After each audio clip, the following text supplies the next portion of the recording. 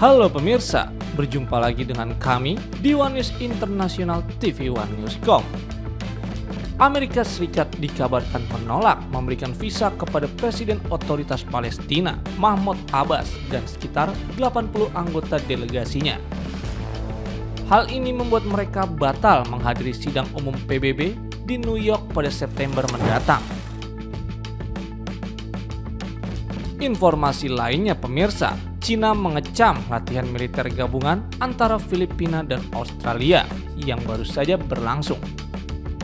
Cina menilai langkah tersebut mengganggu stabilitas kawasan dan menuduh Filipina sebagai pemicu ketegangan di Laut Cina Selatan dengan dukungan negara-negara luar. Selengkapnya hanya di One News International TV One News.com.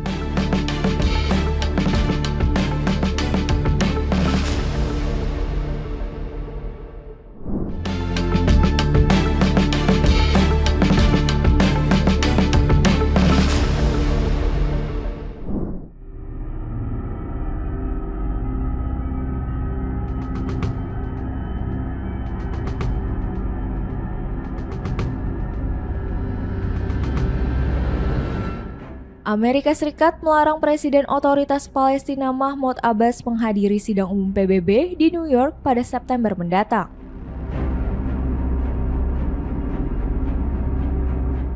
Kementerian Luar Negeri Amerika Serikat menolak memberikan visa kepada Abbas dan sekitar 80 anggota delegasi Organisasi Pembebasan Palestina atau PLO serta Otoritas Palestina dari tepi barat.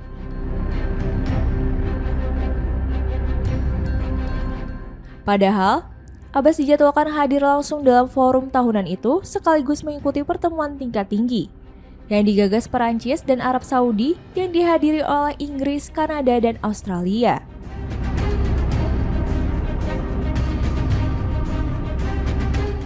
Dalam forum tersebut, beberapa negara juga menjanjikan akan menyatakan pengakuan resmi terhadap Palestina sebagai negara berdaulat.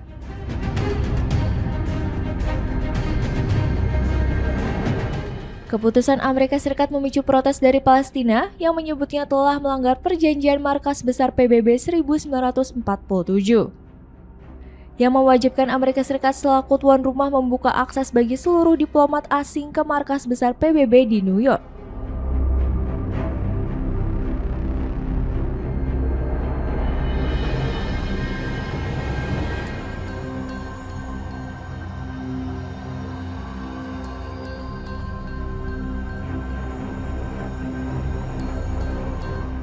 Namun, Washington beralasan penolakan visa dilakukan atas dasar pertimbangan keamanan, isu ekstremisme, dan kebijakan luar negeri.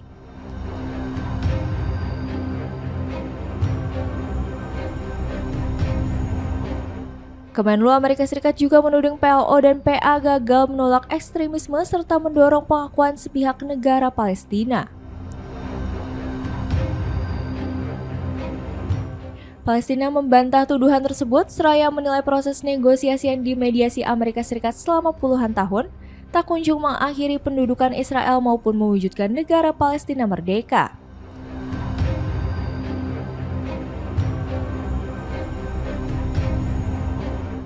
Juru bicara PBB Stephane Dujarric menyatakan pihaknya akan membicarakan persoalan visa itu langsung dengan pemerintah Amerika Serikat.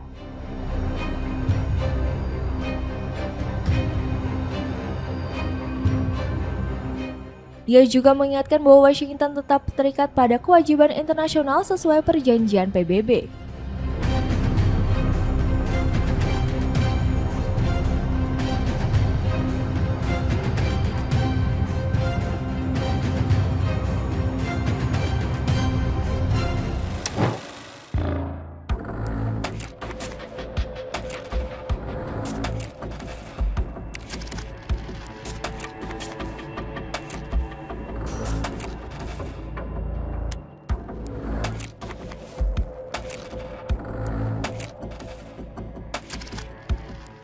Pengadilan Banding Amerika Serikat yang terbagi memutuskan pada Jumat 29 Agustus bahwa sebagian besar tarif yang diberlakukan oleh Donald Trump dinyatakan ilegal.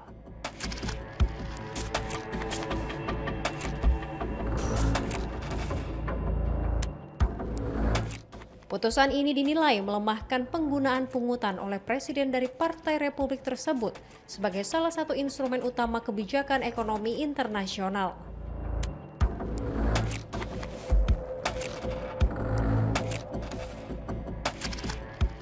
Meskipun demikian, pengadilan memutuskan bahwa tarif masih tetap berlaku hingga 14 Oktober untuk memberi waktu kepada pemerintahan Trump mengajukan banding ke Mahkamah Agung Amerika Serikat.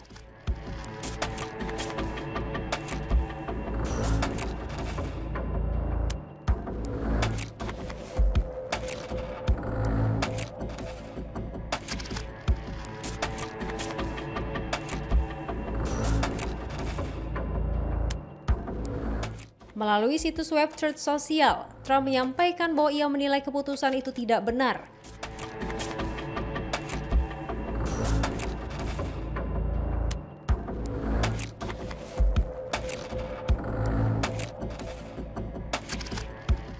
Ia menambahkan bahwa seluruh tarif yang telah diberlakukan masih berlaku.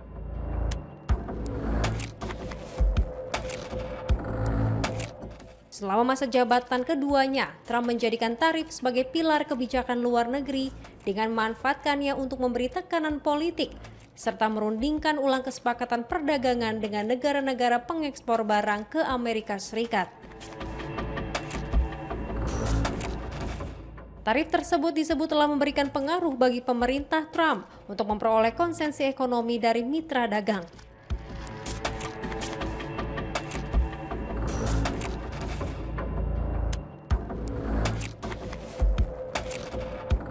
Namun, kebijakan itu juga memicu meningkatnya volatilitas di pasar keuangan.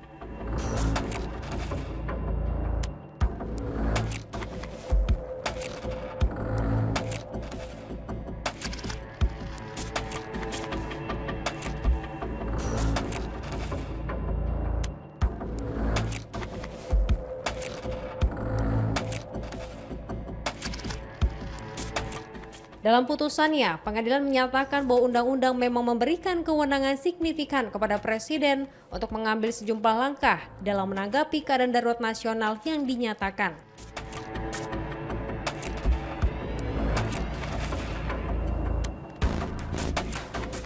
Akan tetapi, kewenangan tersebut tidak secara eksplisit mencakup hak untuk mengenakan tarif, bea, pajak, atau pungutan sejenisnya.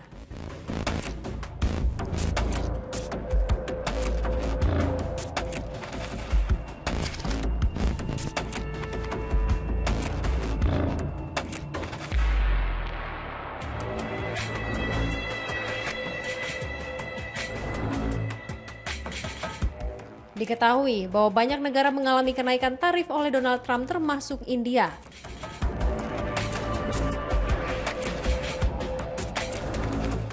Akibat kebijakan tersebut, para pedagang pakaian di India berupaya mencari pasar alternatif selain Amerika Serikat untuk meredam dampak dari tarif yang dikenakan terhadap impor India oleh Presiden Amerika Serikat tersebut.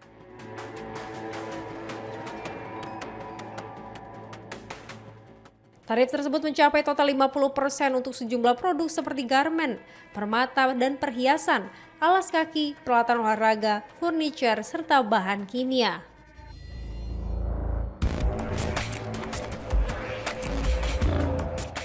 Besaran tarif ini termasuk salah satu yang tertinggi yang pernah diterapkan oleh Amerika Serikat dan setara dengan yang dikenakan terhadap Brazil maupun Tiongkok.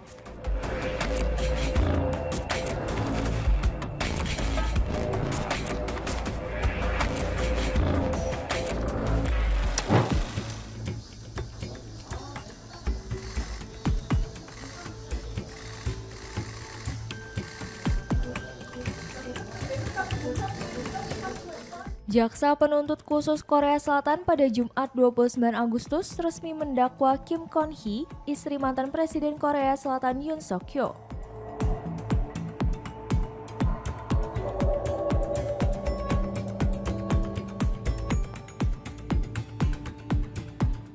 Kim Kon Hee dituduh terlibat dalam kasus suap dan manipulasi saham.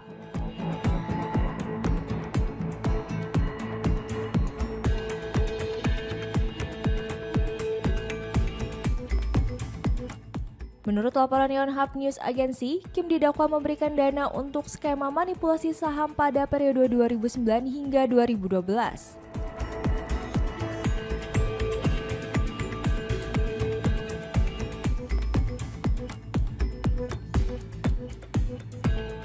Selain itu, ia juga disebut menerima survei opini publik gratis bersama suaminya menjelang pemilihan presiden 2022.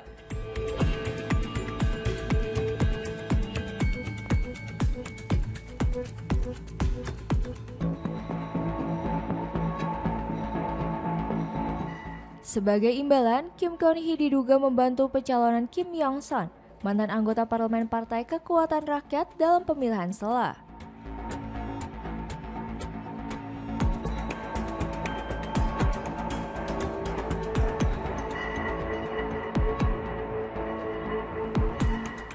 Ia juga dicurigai menerima hadiah mewah dari kelompok Unification Crutch melalui seorang dukun pada 2022 sebagai imbalan bantuan bisnis.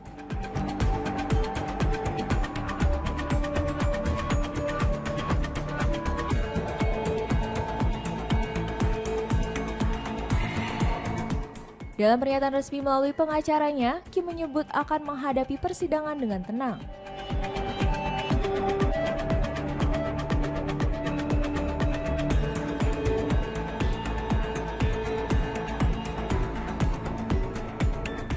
Ia mengaku menyesal telah menimbulkan kekhawatiran publik, namun menegaskan sebagian tuduhan tidak sepenuhnya benar.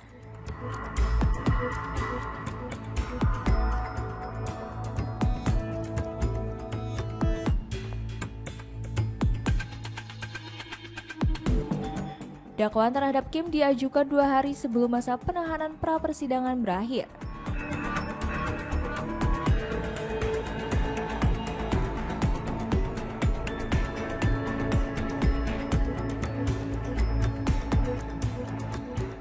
Dengan begitu, ia akan tetap berada dalam tahanan selama 6 bulan ke depan sejak ditahan 12 Agustus 2025.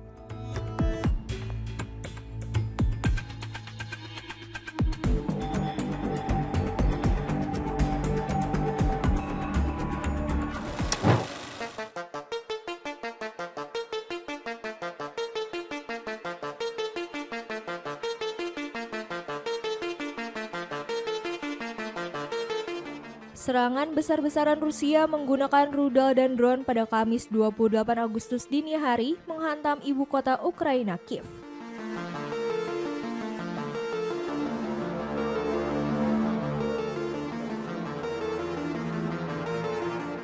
Dilaporkan sedikitnya 15 orang tewas, termasuk 4 anak-anak dan 38 orang lainnya luka-luka.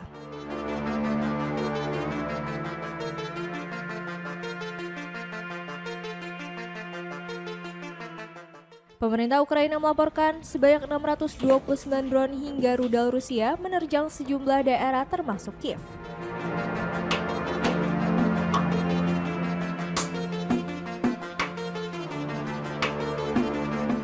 Selain merusak gedung-gedung di 7 distrik kota, dampak serangan itu juga terjadi di kantor delegasi Uni Eropa dan British Council.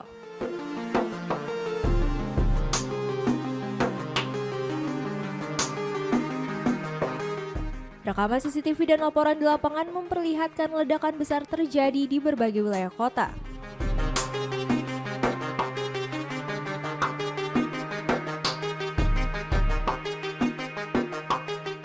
Presiden Ukraina Volodymyr Zelensky mengecam serangan itu sebagai jawaban Rusia terhadap upaya diplomasi internasional untuk mengakhiri perang.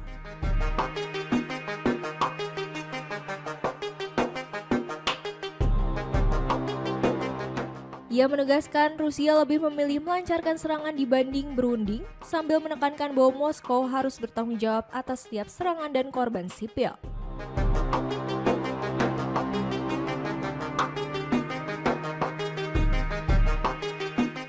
Presiden Komisi Uni Eropa Ursula von der Leyen memastikan staf delegasi Uni Eropa di Kiev dalam keadaan selamat meski gedung mereka rusak.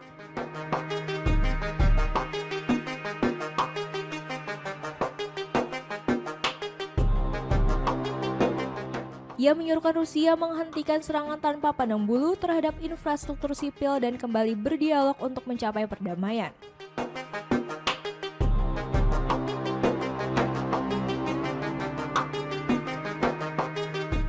Von der Leyen juga menyatakan Uni Eropa akan menyiapkan sanksi baru terhadap Rusia dalam waktu dekat.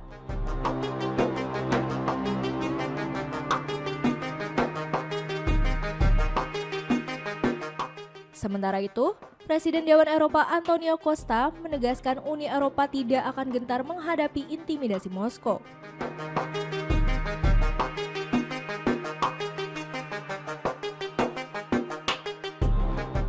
Serangan terbaru yang dilancarkan Rusia disebut sebagai salah satu yang terbesar dalam beberapa bulan terakhir, menandai meningkatnya eskalasi Rusia terhadap wilayah yang jauh dari garis terdepan.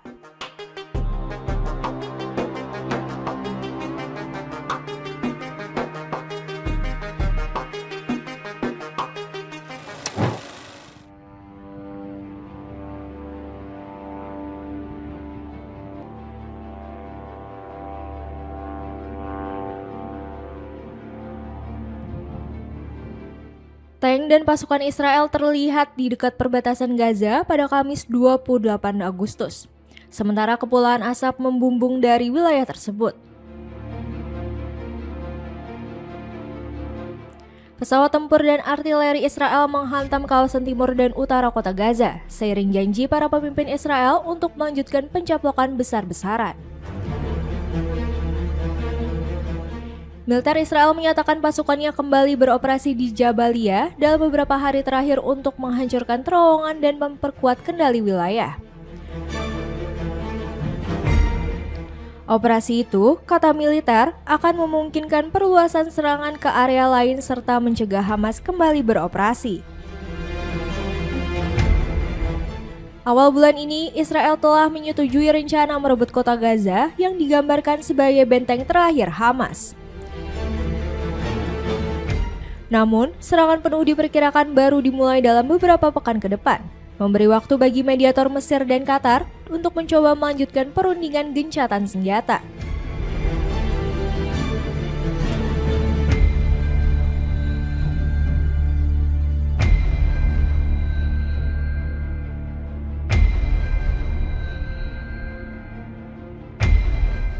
Menteri Pertahanan Israel Israel Katz berjanji akan meneruskan ofensif meski ditentang komunitas internasional yang khawatir dengan situasi kemanusiaan.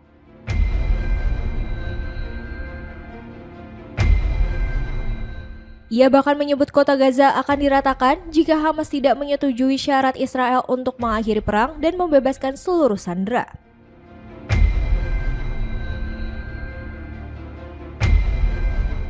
Menanggapi hal itu, Hamas menuduh rencana Israel membuktikan bahwa Tel Aviv tidak serius dalam perundingan.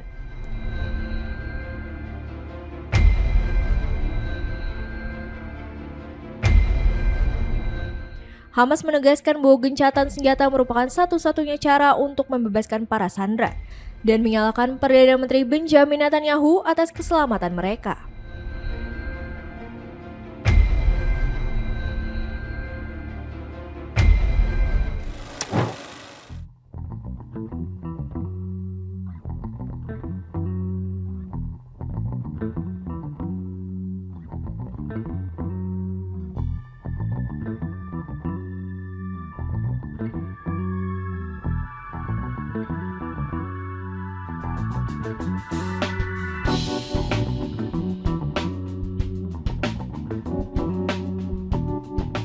Inggris, Prancis, dan Jerman resmi memulai proses selama 30 hari untuk mengaktifkan kembali sanksi Perserikatan Bangsa-Bangsa terhadap Iran pada Kamis 28 Agustus 2025.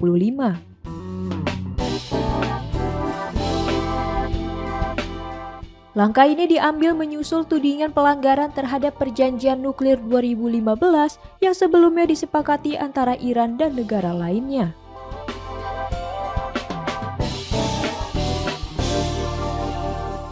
Ketiga negara yang tergabung dalam E3 itu menyatakan bahwa pembicaraan terbaru dengan Iran di Jeneva tidak menghasilkan kemajuan berarti.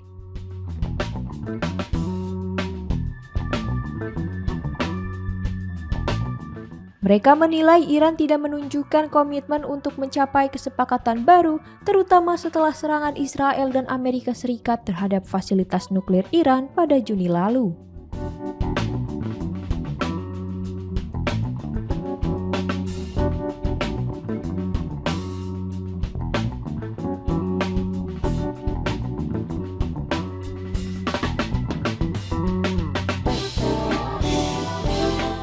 Upaya peluncuran mekanisme snapback ini dilakukan untuk memastikan sanksi internasional yang sempat dicabut dapat diberlakukan kembali.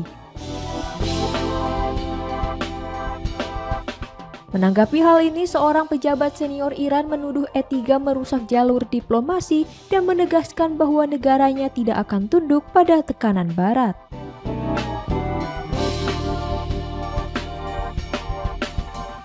Sanksi yang hendak dipulihkan mencakup berbagai pembatasan yang sebelumnya dicabut setelah kesepakatan nuklir 2015 yang bertujuan untuk mencegah Iran mengembangkan senjata nuklir.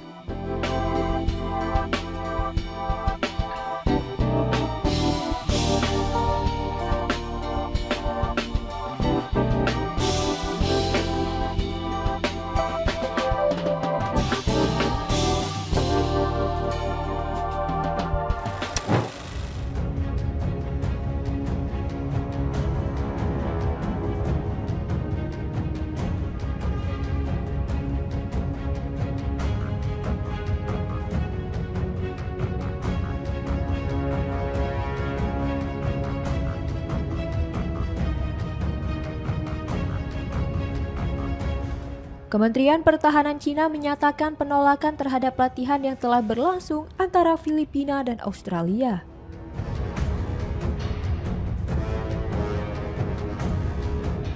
Pernyataan tersebut disampaikan juru bicara kementerian, Zhang Xiaogang, dalam konferensi pers di Beijing, Kamis 28 Agustus 2025.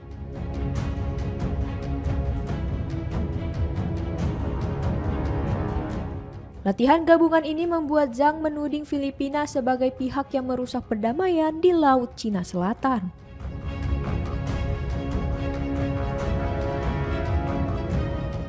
Ia menilai tindakan Filipina semakin didorong oleh negara-negara di luar kawasan yang menurutnya semakin mengkhawatirkan stabilitas di wilayah tersebut.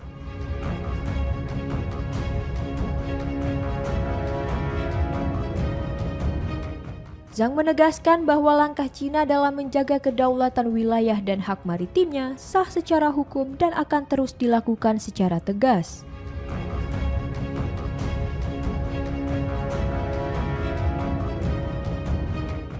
Militer Filipina dan Australia telah menggelar latihan tembak langsung di Nueva Ecija pada Rabu 27 Agustus 2025.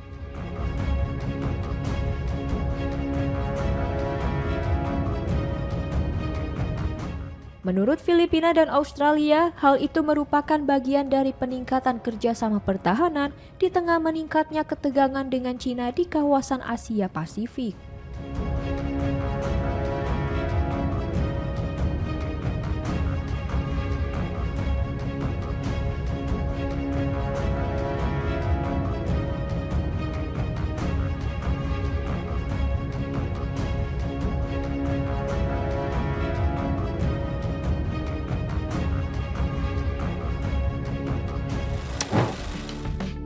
Demikian informasi yang dapat kami sampaikan pemirsa.